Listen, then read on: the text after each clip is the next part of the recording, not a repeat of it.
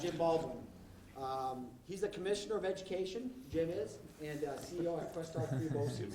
And that oversees Rensselaer, Columbia, and Greene counties, right? That's right, yes. Right? I think there's over 23 school districts, 400-something employees that you oversee, and that's about 40,000 students. That's Questar 3 BOCES. You've heard of Capital Region BOCES, HFM, WISHWE, and so forth. But Jim, I mean, I met him, a few times. He's a highly regarded education advocate. Over 35 years of public service. That's about how old I am. No, I'm kidding. No, he's also, what Jim is really known for in this area, he's one of the founders of Tech Valley High School, which is a wonderful institute here in our backyard. And he's one of the people that recognized the need of a lot of STEM type of education that was needed. And he's a big advocate of STEM. And we're just really, really excited to have him here to help us get Dr. King at this forum today. Jim? Thank you. Thank you, Ricky.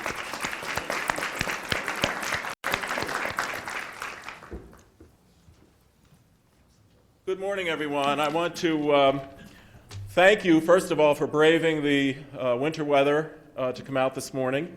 I know this morning you heard from Mike Tucker from the Center for Economic Growth. And I know that Mike talked to you about the incredible developments in the economy of Tech Valley and the importance of the work that we do as educators in the K-12 system and in the higher education system. About 10 or 12 years ago, a group of us began to catalyze some change in the K-12 system, which is, as I think most of you know, much like the higher ed system, often resistant to change. We talked about the promise of Tech Valley, the emerging technologies here, and as we've gone through the last decade, we've seen so much of that come to fruition. We have been assisted in that work by the catalyst that the commissioner has provided at the state level, with his focus on making sure that students are college and career ready, which is really a broader perspective than the one that we as BOCES and we as K-12 educators have tried to instill locally. So it is my great pleasure to introduce the commissioner. I will read to you very briefly about some of his background and his many accomplishments. As the Commissioner of Education, John B. King Jr. oversees more than 7,000 public and independent elementary and secondary schools, serving 3.1 million students in the state of New York, and hundreds of other educational institutions across New York State, including higher education, libraries, and museums. Dr. King is a strong voice for education reform, and he was a driving force in New York's successful Race to the Top application. A former high school teacher and middle school principal, Dr. King has earned a national reputation for his vision and commitment to education reform. Dr. King earned a BA from Harvard University, an MA from Teachers College, Columbia University, a Juris Doctor from Yale Law School, and an EDD from Teachers College at Columbia University.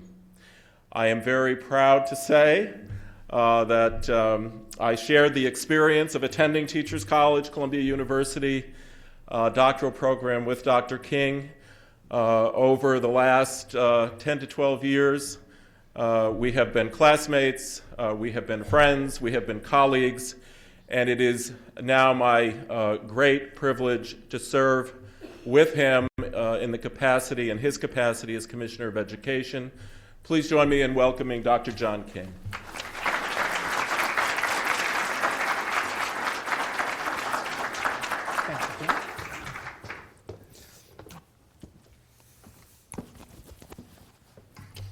All right, good morning.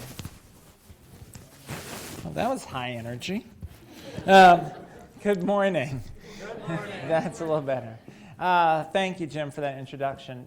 For the last 10, 12 years, Jim has been a a friend, a colleague, and a champion of the work to improve STEM and career and technical education in New York State. And he's been telling me about it for 10, 12 years, and we've been working together on it for the last few. He's really been just an incredible champion throughout his career of the work that we're going to talk about today. So what I thought I would do, I'd like to leave lots of time for us to just chat and discuss some of the ideas here, but I want to spend a few minutes framing the issues and framing what we are working on at the department. So let me start with this, the notion that our first challenge in education, our most important challenge, is to ensure that we prepare students for college and career success. When they leave us in 12th grade, we've got to make sure that they are ready to succeed at the next level. And that is both so that they can be financially successful, but it's also so they can be successful citizens and ensure the long-term prosperity of our country. Now, we know that in our state, we have lots of examples of incredible success, but we also have significant challenges in our schools. And on average, our performance is not where we need it to be.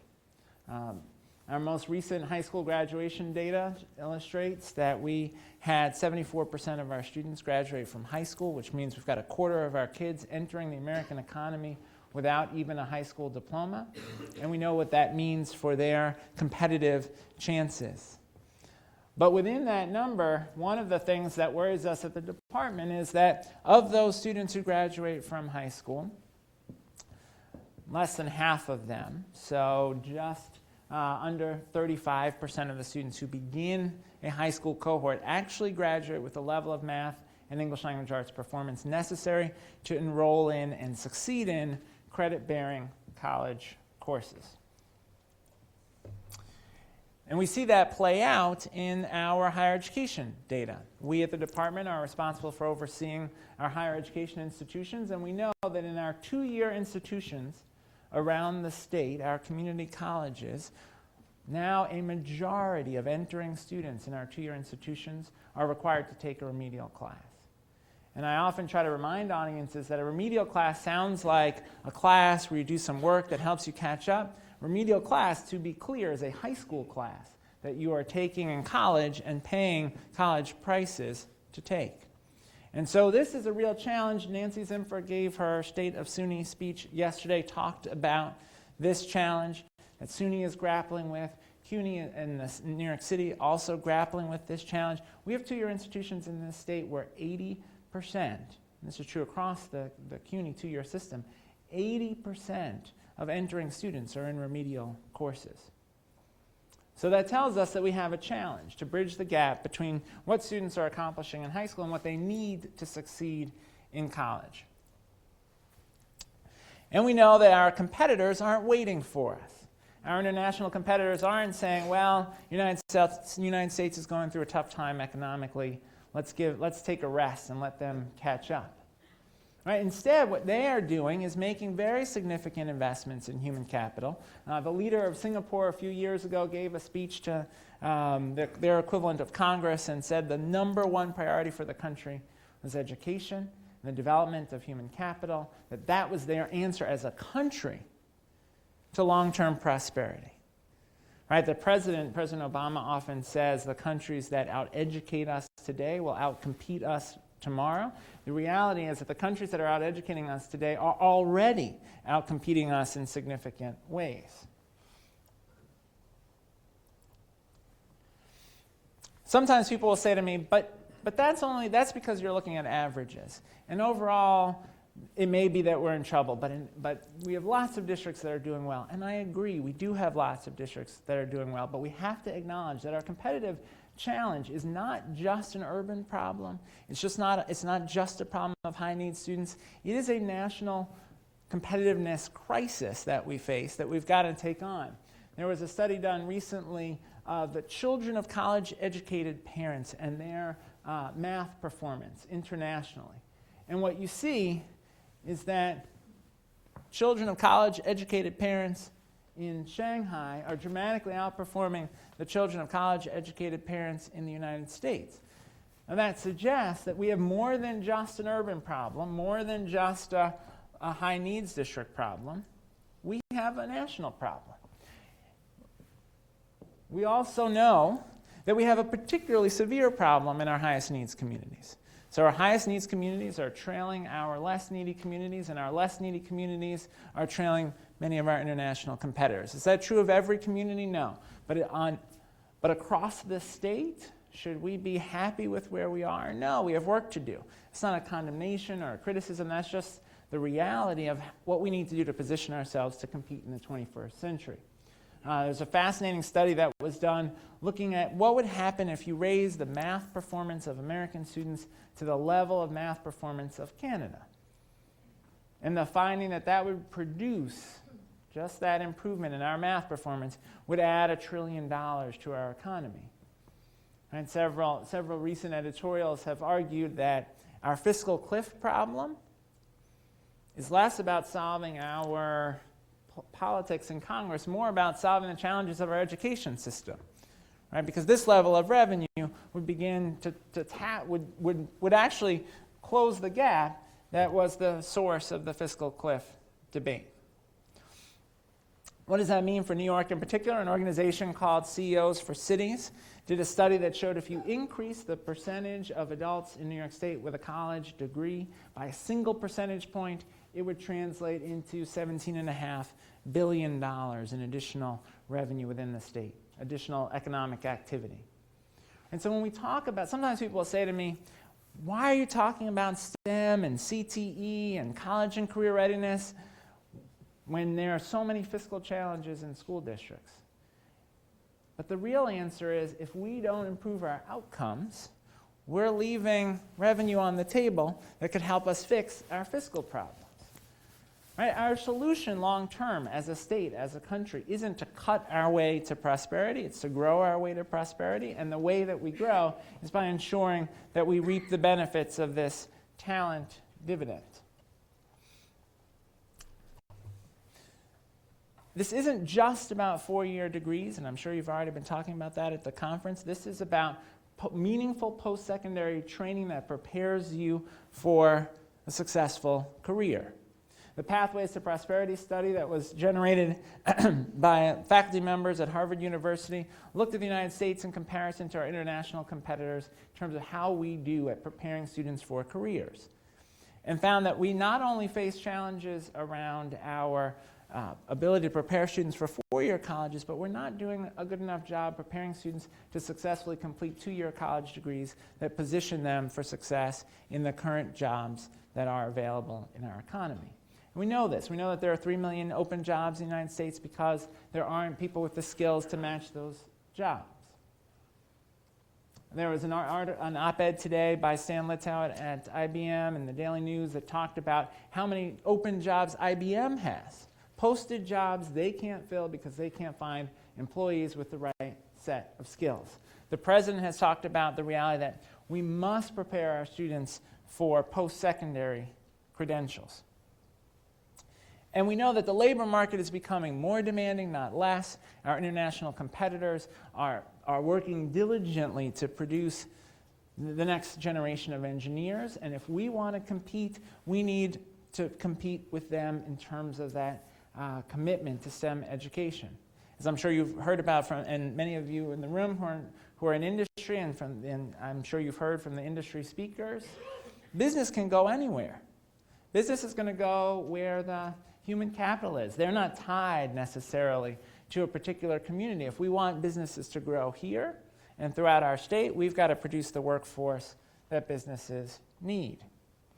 One of our challenges, and we talk about this at the department in terms of multiple pathways, one of our challenges is to make sure that we engage our high school students in compelling areas of study early, so that they have a vision for what it is they're going to achieve at the post-secondary level. It's not just about enrolling in college, it's about finishing that degree, and it's not just about getting any degree, it's about getting a degree that prepares you to successfully compete. And so it's important that we create multiple pathways that engage, certainly our 11th and 12th graders, we believe much earlier than that, engage our students in a vision for why what they're doing in high school matters for their life after high school. So this frames the Regent's reform agenda. We have an agenda that has 4 prongs. Many of you have probably seen this very slide. I use it in every speech I give because it's important to be clear about what it is we're trying to accomplish. We are implementing Common Core standards developed that have now been adopted by 46 states, 3 territories, the Department of Defense schools, standards that are for the first time mapped backwards from college and career success. We've adopted those standards, and now we're engaged in the hard work, many of you in your classrooms, of trying to implement those standards. We're aligning our assessments to those standards. We are building instructional materials on those standards, professional development materials on those standards, many of which are available at our website, engageny.org, which just this past week went over, I think, 10 million page views and 1 million unique visitors. We are working hard on instructional data systems. We collect a lot of information in education. We don't always make much use of that information. So we are building better tools, and I'll talk later about connecting data from K-12 with data from higher education. We're obviously engaged in a lot of work on teacher and principal effectiveness. You may have heard there's a deadline tomorrow related to teacher evaluation. It hasn't been written about much, and you may have missed it. But the reason we're focused on that work on teacher and principal evaluation is not about just sorting. It's not about just identifying who's struggling and who's excelling, but building a system that supports high-quality professional development and continuous improvement and allows us to keep improving our results for students. And then we're very focused on trying to turn around the performance of our lowest performing schools in the state. The Common Core, probably familiar to many of you in the room, but maybe not all. So it's worth reminding us, how is the Common Core different? Well, the Common Core has these shifts in instruction, asks us to teach differently, to emphasize in our work with students around reading complex text. I was in a classroom where they were training electricians at a BOCES in the North Country on Friday. And students were showing me their, I'm trying to remember the name of it, the code, the book for electricians that helps them figure out what it is you're supposed to do when you're given, when you have a task to do as an electrician. It's the Bible of electricians, so to speak. And I flipped through the book and realized and was reminded that the level of text complexity of that text was at least as high, if not higher, than most of the novels that would be read in 11th or 12th grade. Text complexity isn't just for the aspiring English language arts major. Text complexity is for everybody. Being a good reader is a key to success across fields. Being an effective writer, being able to effectively convey your ideas, to make arguments. Yes, we want you to write about how you spent your weekend or your summer or the great trip you took with your grandmother. And we love that, and we want to instill that love of writing. But usually your employer doesn't ask for those kinds of writing samples. Right? And so we've got to prepare students to write with evidence, to present arguments that are clear and coherent and crisp. We've got to make sure that students are prepared to grapple not just with fiction, but with nonfiction. We've got to make sure that students are prepared to make arguments across multiple sources of evidence, that they're able to conduct research. And those are the kinds of skills that are emphasized in the Common Core shifts in English language arts instruction. And that's not just for ELA teachers. That's for science teachers and math teachers and the CTE teacher and the social studies teacher. In mathematics, it is about students learning to apply their math skills, to see math not just as a set of rules to be memorized, but a set of tools to be applied to solving problems. It is about making sure that we resolve the silly debate about whether or not you need to know procedures or problem solving. It turns out that math involves both, as everyone in this room understands. If you don't know your times tables, fractions are going to be kind of a pain. Right? So we can't say, well, we're going to forget about the times tables because we're just focused on problem solving. Well, it turns out we've got to make sure students have the right math fluencies so that they are prepared to tackle that complex problem solving. We also know that in math, we've got to make sure that student learning isn't just about dipping into subjects, but actually achieving true understanding of a subject before moving on. We've got to get past the problem of thinking to yourself, well, Jim is struggling with this topic, but it's okay because we'll be on to the next one by Monday. Right? We've got to achieve proficiency, true understanding of the concept. And so one of the things that the Math Common Core does is reduce the number of concepts that we try and cover in each year so we can go deep enough that students actually achieve proficiency. And how do we know that works? Well, one thing we know is that our international competitors have a much more focused math curriculum. And so in many ways, our Math Common Core standards reflect that idea of focus, of trying to be very clear about the most important understandings that you want students to achieve. And that's going to be reflected in our assessments. This is an assessment example I often use. I'll read the story about Tito and Luis, and if you're hungry, have you all had lunch? No. Oh, so this is going to make you hungry. Tito and Luis are stuffed with pizza. Tito ate 1/4 of a cheese pizza. Tito ate 3/8 of a pepperoni pizza. Tito ate 1/2 of a mushroom pizza. He was hungry. Luis ate 5/8 of a cheese pizza. Luis ate the other half of the mushroom pizza. All the pizzas were the same size. Tito says he ate more pizza than Luis because Luis did not eat any pepperoni pizza. Luis says they each ate the same amount of pizza. Who is correct? Show all your mathematical thinking. This kind of problem has to replace the multiple choice question that only requires students to execute an algorithm that they have memorized with 3 answers that are preposterous and 1 that is plausible and correct. Right? If students are going to get better at mathematics, they need to have the opportunity to apply their math skills. So Common Core, data-driven instruction, why focus on that? Because we've got to think of data not just telling us about where we are, but what changes we need to make in order to improve. And so our focus on data-driven instruction is about creating an action culture where you look at the student work, you look at the student outcomes, and you ask, how do I improve their performance the next time? And this isn't about the end-of-year exams. When the end-of-year exams happen, that's to tell you how things went last year. Right? That doesn't tell you what to do right now. And oftentimes that's coming after the students have already left you and are on to the next class. Data-driven instruction is about the quiz, the unit test, the midterm, the interim, the assessment that you give in November that helps inform your instruction in December. It helps you see who's struggling with what and how do I help them. Who's doing really well. It gives you the opportunity to sit with a team of colleagues and say, all your kids did really well in questions 7, 8, 9, and 10, and my kids didn't. What did you do differently? And those are the kinds of conversations we're trying to promote with our work on data-driven instruction.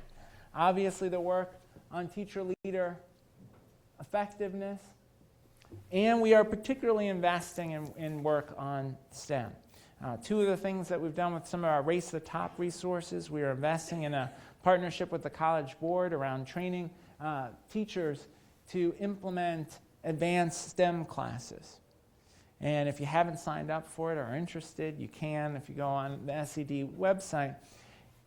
Part of one of the most fascinating things, I visited some of those professional development sessions, and one of the most fascinating things that I discovered was when we launched this initiative with the College Board, we thought the focus was going to be on preparing people to teach advanced STEM subjects in high school, and a lot of the conversation was about how the roots of that advanced STEM work come in the earlier STEM classes at the in the earlier grades of high school and in middle school. That the work was really about how do you create a plan for the 7th grader that leads that 7th grader to AP Statistics or AP Calculus. And what does that mean then for each of the courses that 7th grader will take over the course of their secondary education? We also launched a virtual AP initiative. We have 17 school districts, consortia of districts, BOCES, that have won those grants, that are going to provide blended and online advanced placement courses. We know that those are the kinds of courses that get cut in this fiscal climate. I was interviewing a candidate for a job today who was very strong in math. She was an undergraduate math major, and she went to a small high school outside of Syracuse. a small town outside of Syracuse, and she was describing that she could go and take AB calculus because her school didn't offer BC calculus, and they didn't offer statistics. So she was frustrated in her high school because she got through AB calculus, and then there was nothing else for her to do in math. And we want to respond to that challenge in a way that best leverages our resources, and that's why we are thinking about how do we use technology to make that possible. College and career readiness. I want to be mindful of time. College and career readiness, I want to just take a moment to say we cannot reduce college and career readiness just to ELA and math performance. They are necessary but not sufficient. If your English language arts skills and math skills aren't sufficient for you to be in a credit-bearing course, you are likely to be in a remedial course, and for every additional remedial course you take, the less likely you are to graduate. So they are undoubtedly necessary, but they are not sufficient and don't describe all of the range of skills that are necessary for college and career readiness. One of my favorite slides is this one. Career readiness isn't just for some kids, that's for all kids. Everyone's going to have a career, right? And so career ready is a destination for everybody. But there's a set of skills that we can identify as college-ready skills and a set of skills that we can identify as work-ready skills. But career readiness, that's for all students. When we think about college and career readiness, we think about it in terms of the core academic knowledge and skills that students need. But there's also a set of career-specific knowledge and skills that students need, and a set of behaviors and attitudes, non-cognitive, socio-emotional knowledge and skills.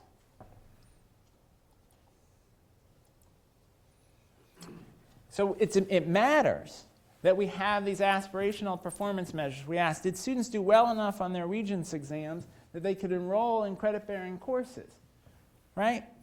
That's an important question, but it doesn't tell us everything we need to know. Skip through that. We also have to ask, have they engaged with advanced coursework? Have they gotten a chance to take an AP class, an IB class? Have they participated in a rigorous CTE program that leads to an industry-based certification? Are they doing things in high school that look like the kinds of work they will have to do after high school?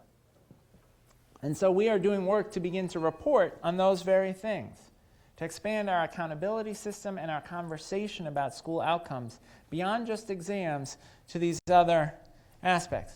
We've also got to begin to figure out how do we assess for and make sure that we are delivering those sort of non-academic skills that are so critical for student success in college and careers. And do they know about the range of options? One of the things I hear often is about how there are fascinating new fields emerging, there are lots of interesting jobs, but students, particularly our highest need students, don't have a vision for those jobs. I can think about students who I taught who thought, well, medicine's not for me because I don't like blood. Well, it turns out there's actually lots of jobs in medicine that don't involve blood at all. There are lots of jobs in hospitals that don't involve blood at all. But how many kids in high needs communities know what an X-ray technician is and does? And so exposing students to that range of opportunities is part of this work, ensuring that they have the persistence, they realize the value of showing up on time, right? They realize the value of asking for help when you need it. Those kind of skills are essential to college and career success as well, and we are only at the early stages as an education community of figuring out how we measure those skills.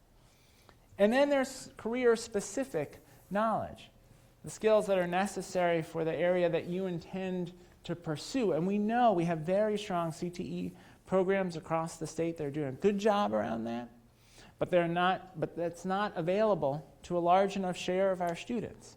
And that's one of the things we want to expand at the department. And we've got to give people information about how kids are doing with respect to these areas. One thing we are building, by next fall, we'll be able to provide every principal in the state with something similar to what New York City is now providing to their principals based on data from CUNY. We'll be able to provide that data using data from CUNY and SUNY, and eventually the independent colleges and universities as well through the National Clearinghouse. We'll be able to report back to principals, how are students doing? Right? We know that lots of times high school principals will say, we had a 95% graduation rate, and 85% of our kids went on to college. And then you ask, oh, how do you know? And they say, well, we did a survey at the end of the year, and 85% of the kids said they were going to college. Fantastic. Did they all go in September? Don't know. By January, were they all still there? Don't know. By June, were they committed to going back for the second year? And how many were there for September of sophomore year? Don't know. That's not their fault. But we collect all of that data, so we need to link the data together. And so that's what we'll do with these Where Are They Now reports. We'll be able to report to principals on how their graduates are doing in college. So let me close with this. Two of my favorite slides. What we know is that increasingly, education is associated with earnings and associated with employment. Right? There are many more unemployed people without high school diplomas. The percentage, rather, I should say, of people who are unemployed who don't have high school diplomas is dramatically higher than the unemployment rate for folks who have 2 or 4 year college degrees. So we know, again, that in today's economy, it is essential that we provide those opportunities. I also believe it is essential to our democracy that students have access to those opportunities across the socioeconomic spectrum. And this is a slide about opportunity that compares how many students, children, move up in economic quintiles as adults between those who are without a college degree and those with a college degree. Ensuring college and career readiness is also about ensuring that we have an opportunity society, that we deliver on the promise, the very promise of our country. Right? Life, liberty, and pursuit of happiness. If we want to have a society in which socioeconomic status is not destiny, we've got to make sure that college and career readiness isn't just for some kids, but for all kids. So let me stop there and ask for your questions and comments. Yes, sir. Hi, Dr. King. My name is Dave Rowe. I'm a tech teacher at Mechanical High School. That's one of the smaller schools in the district, but I came from one of the larger schools. Mm-hmm. I'm a 5-year teacher. This is my second career, so Mm-hmm. I think I have a little bit different perspective on things. I love your enthusiasm. I love what you're saying, but the cold hard fact is my science teachers, my math teachers aren't here with me today because they're focused on the state exams Mm-hmm. and filling up their evidence binders. And quite frankly, see, I don't know any better because I'm a relatively new teacher, but it's kind of funny to see these 20, 25-year teachers are running, chasing their tails, trying to catch up with this new system. My point is that we had some awesome ideas here just yesterday and today Mhm. about how we can bring this stuff in and get the kids excited about it. Mhm. But unfortunately, our core teachers have tunnel vision, and it's not just my district. I have Mhm. teacher friends from all over, and everyone I'm talking to, they're all chasing their tails because they're focused on doing their best on their evaluations, but they're not looking at innovative ways to bring new ways into the classroom. How do you think we can address that? Mm-hmm. So the honest answer is that, from my perspective, reflects that we have more work to do as a sector in figuring out how to make clear, and we have more work to do at the department to make clear what the purpose of the evaluation work is. If you look at the Danielson rubric, for example, and you look at what skills are assessed in the Danielson rubric, they are about student engagement, they're about student problem solving, they are about students doing exactly what we're talking about and developing exactly the skills that we're talking about. So if someone says, by paying attention to the skills in the Danielson rubric, I'm distracting from the work of getting the best possible STEM outcomes, they aren't using the Danielson rubric right. Evidence binder. I was in a classroom in, I can remember the district, up in the North Country last week. Maybe it was Scroon Lake.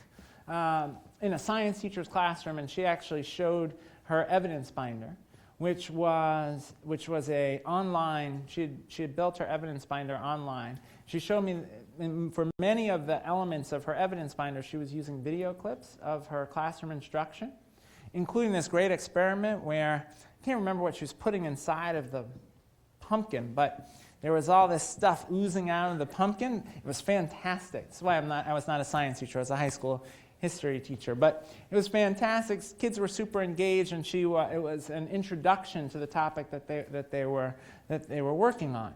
And each of her clips was more compelling than the next around how you do applied science in a classroom. And then one of her colleagues in the department took me to the trout tank that they have in their classroom, where they're raising a set of trout, and they built a system so that the water, to show students how the water cycle works, and the water filters out of the trout tank, feeds a set of plants, feeds back into the tank. And all of that's reflected in her evidence binder. She's someone who's jumped into the evaluation process and sees it as many teachers who pursue national board certification see that work, sees it as a complement to the work of trying to make class as engaging and compelling as possible. Now, your other point about state tests is a fair one.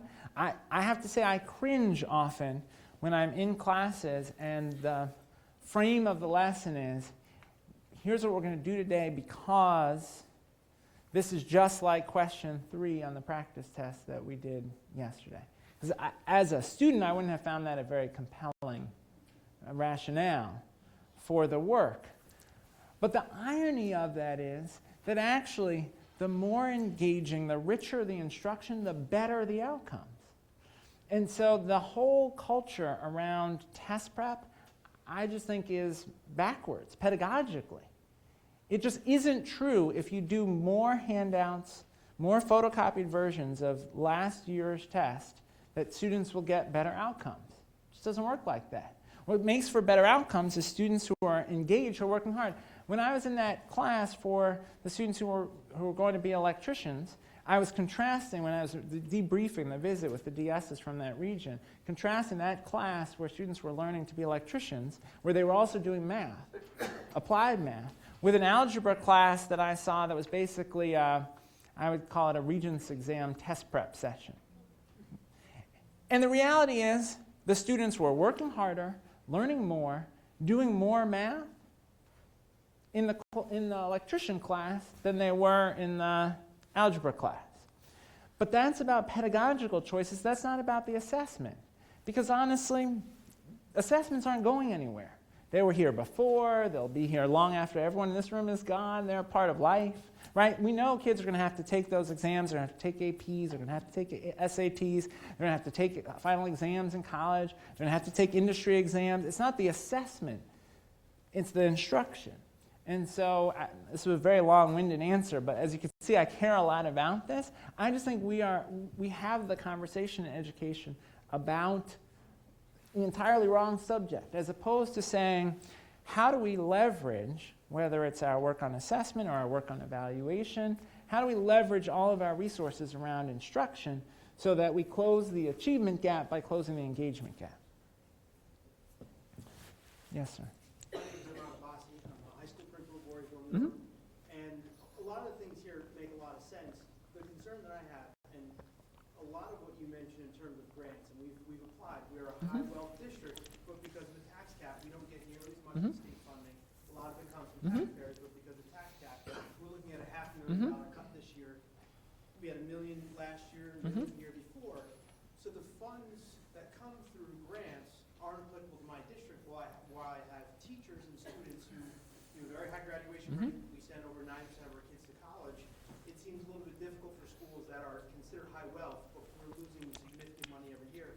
How do we access state funds? Because typically people look at districts like mine and say, oh, you guys are wealthy districts, you don't have any money concerns. When the fact is, we're going to start losing AP courses. So to me, it seems like the districts that should be championing a lot of the STEM work and have the students and staff to do it, we're not able to access those resources. So is there any talk at the state level at making the grants not just need-based, but also based on the need of a particular school district, not just if you're a high-wealth district, you're not able to compete for those grants?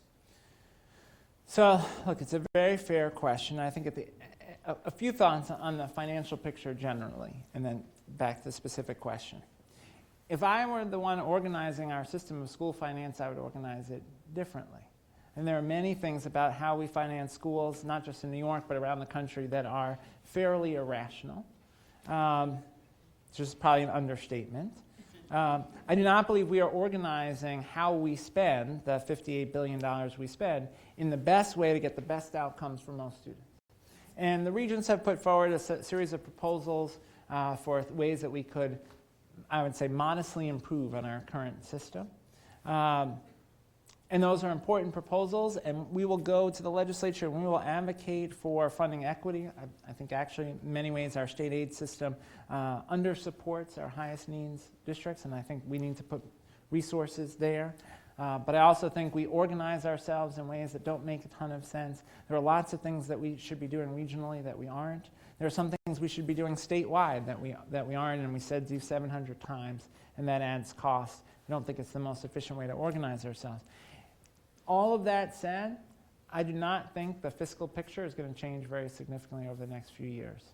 If the set of realities we face, the state's economy is still struggling. The recovery is slow nationally and slow at the state level. Costs are going up dramatically that are outside the control of school boards. Right? We've got retirement costs that are going up because of the lower rate of return on investments. We've got healthcare costs that are going up, not just in education, but across all industries. We've got energy costs that are going up. And we've got the natural inflation and cost of salaries and so forth. So there's a whole series of costs that at the start school boards can't control, and then we've got a cap on property taxes, and we've got a cap on the rate of growth in state aid at personal income because there isn't an appetite amongst the taxpayers to contribute more. And as a general matter, the political class responds to the citizenry, maybe not as quickly, but in the end they do. And the tax cap came because people wanted the tax cap, and still polls incredibly high. People didn't want to pay more. And so the way I think of this is from the standpoint of the department, and I think from the standpoint of educators, we pretty much got what we got. These are the resources we're going to have. I do not think the cavalry is coming with new resources.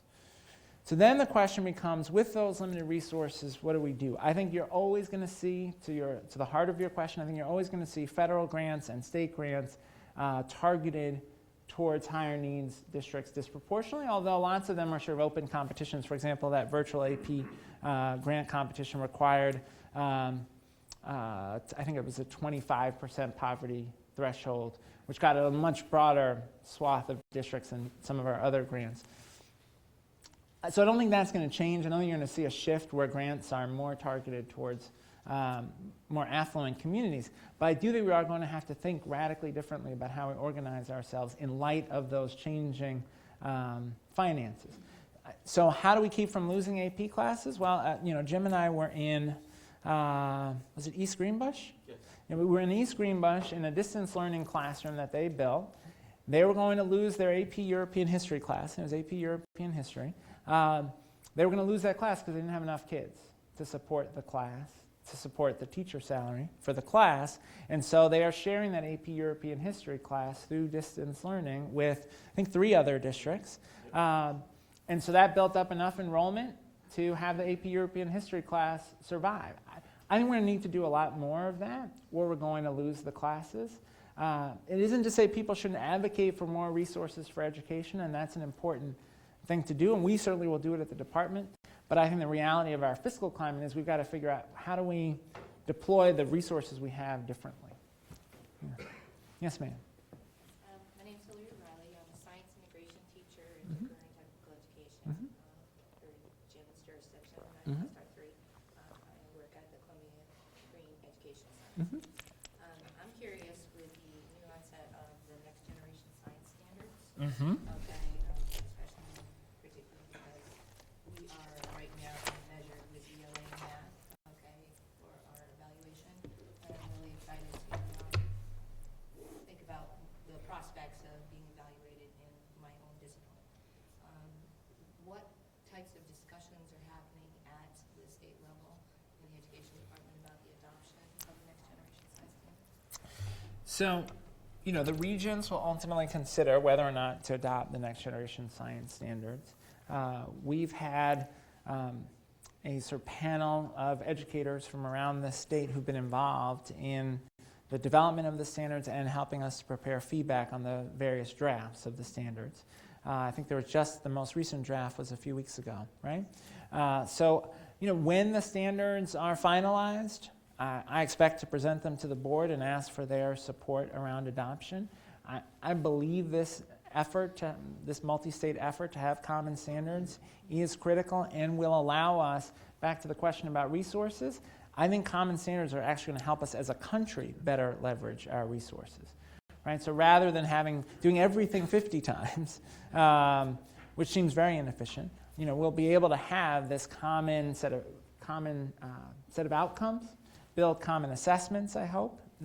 Now we're doing that in ELA and math. I could envision a time when we'll do that in science, at least for the states that believe in evolution and global warming.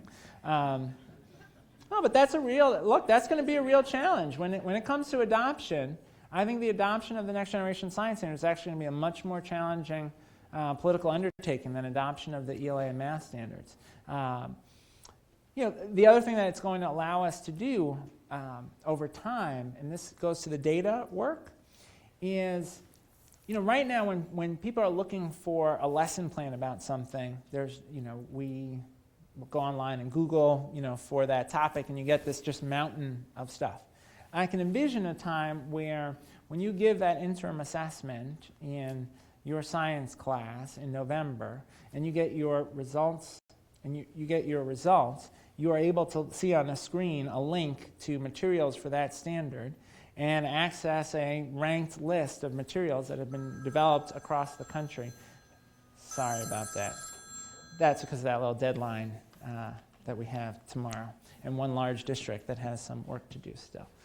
Sorry about that. So I can envision a time where then you're able to click on a link to a set of materials that have been rated by colleagues from across the country, right? And so we won't be locked into the same materials. We'll have much broader access to high quality materials because of the commonness of the standards. So I certainly will advocate for our adoption when the standards are finalized.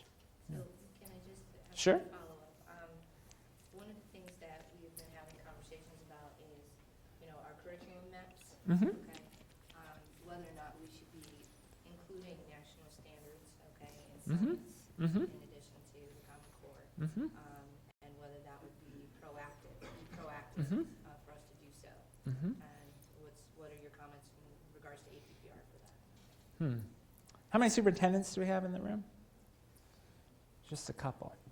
So superintendents will say they will affirm that it is not wise to get ahead of one's board. So I will say, all I can say is that the Board of Regents will consider. I expect to recommend, and I expect the Board of Regents will consider the national science standards. I think if in some scenario New York was not to adopt those next generation science standards, we would have to undertake an effort, I think, to reevaluate our New York State standards in light of those standards. So I think it's prudent to look at them, but I would not want to get ahead of the Board of Regents on that. Thanks. Yes, ma'am. I would just like to respond to what Hillary was asking about the Common Core. My name is Audrey Peter, in a rural district in Rensselaer County. The stakeholders are now looking at the Common Core for science and answering survey questions. Mm-hmm. And State Ed is looking at those. Also, we look at it as teachers and groups and send that information to them. That committee that you have mentioned will be looking at those to get a feeling for what the pulse is for our educators. Mm-hmm. Great. Thanks for adding that. Thank you. Yes, ma'am. My name is Jen Godhead. We're in a group with Audrey from Bethlehem Schools. And, a couple of us since the inception of all the nanotech in the area and the development plan and everything, we've been working on curriculum to try to get these type of topics into our high schools. And I guess there was some, frustration when we did see these next generation standards that do not address really nanotechnology and what our kids need in this area. Every year we sort of keep coming to these conferences without concrete ways to get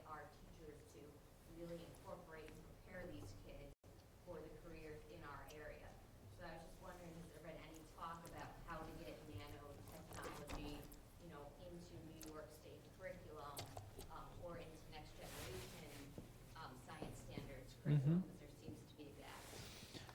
So I imagine there will be feedback on this very issue that we will share with the writers of the next generation science standards. But I would say, from my perspective, and this is dangerous because I'm not a science teacher, but one of the things I would ask is, are there ways to map backwards from the skills that you would want students to have to succeed in nanotechnology to inform the choice of instructional materials and instructional strategy through the other grades? And so asking, look, whatever standards you create, there's always going to be the problem that it didn't touch on something that was important in each region of the country and so forth. But I think there are a set of skills that students would apply to study nanotechnology and to work in the nanotechnology field that could be used for teaching across subjects. And I think that's the challenge. How do you create those kind of instructional materials, prepare teachers with those instructional materials, and support them in implementing those instructional materials? And I'm sure that Jim's BOCES and the other BOCES in the region would be interested in thinking about how you pull teachers together across districts to develop just those kind of materials, share them. We certainly would be interested in supporting that if there are ways that we can do that. So I can't promise that there'll be more emphasis on nanotechnology in the next generation science standards, but I do think there will be strong support from the department and from the BOCES around figuring out how you teach towards those standards as well as the math standards through work that relates to nanotechnology. All right, I think question for that's, Commissioner? Who ate the most pizza? Tito or? I believe, my recollection is it's the same. There's someone in this room, I guarantee, who figured it out, but I'm pretty sure it's the same. One more question, sir. If you are on a losing team, wouldn't you look to see how successful team is doing? Are the teachers in Singapore and in Canada have teachers that are motivating their students such that they really want to learn the science? What are they doing so different? So, You should fire the coaches, right? If they're losing, you will fire the coaches instead of imposing more rules on the teacher. well, so That the direction is wrong.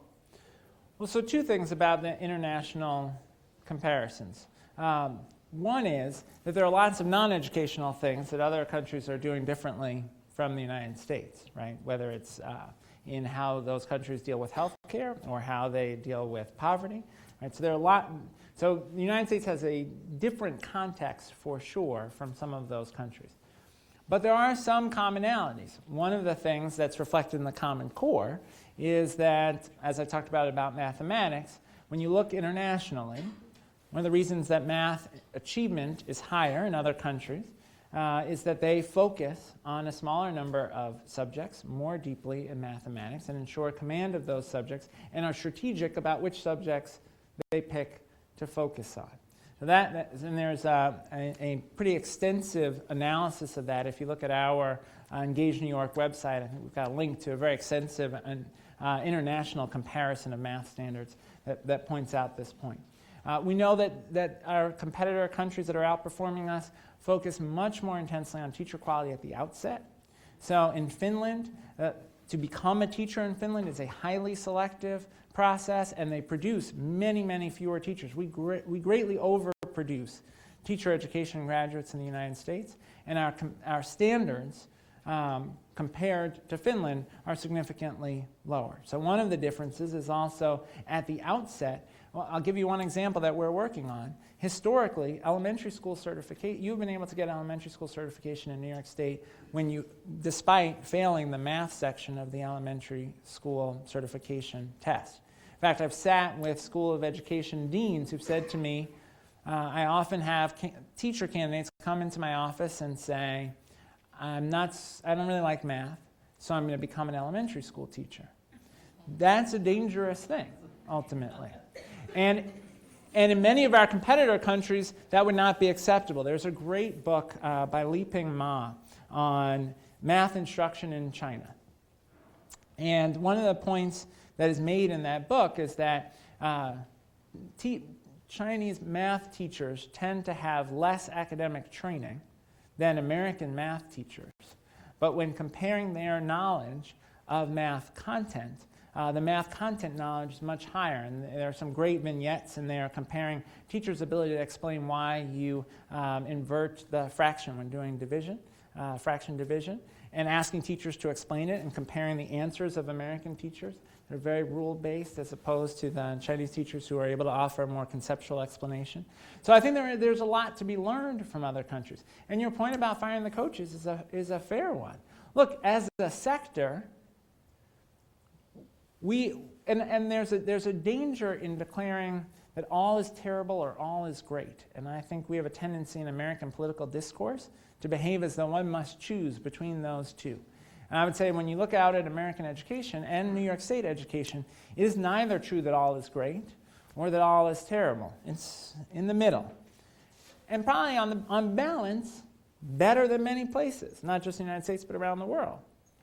That said, there's lots of things we can improve. And the reality is, if educational leaders aren't helping to make improvements, they shouldn't be doing what they're doing. You know, I was asked last year at the budget hearing how I viewed my own accountability. Look, if we have implemented the Common Core and the new evaluation system and the work we're doing to change how teacher and principal certification is done and teacher and principal preparation is done, and it hasn't made a measurable difference in student achievement, then I ought to be accountable for that, and I accept that. The one challenge we have is, I had somebody ask me, so what can we say about teacher evaluation implementation? Is it a success or a failure? And I said, well, let's start with, we've got to implement. And since we haven't implemented yet, it's hard to answer that question. So one danger is, whether it's around the Common Core or the work on teacher evaluation, we've got to give some time to implement, to make revisions, to thoughtfully implement. And then we've got to assess, have we made the progress we intended? And I accept that that's true of this reform agenda, that's true of the work in this room. What I know is that I was at the Y the other day, and I'll close with this, I was at the Y the other day at a birthday party with my fourth grader, and was talking to another parent who works at IBM, who was describing the difficulty, the fact that she was trying to recruit people for a variety of jobs, and she was describing the difficulty of finding candidates for jobs from not just this region, but from New York State, period. And so what's clear to me is where we are is not going to produce the level of success that we need. These are the bets that the regents are making. They are similar to the bets that the president and Secretary Duncan believe we should make, but they ought to be evaluated based on outcomes. And I believe if we make instruction richer and more engaging, we will get better outcomes. That was my experience as a teacher and principal. That's my conviction that I bring to the work every day. Thanks so much. It was really good to talk with you all.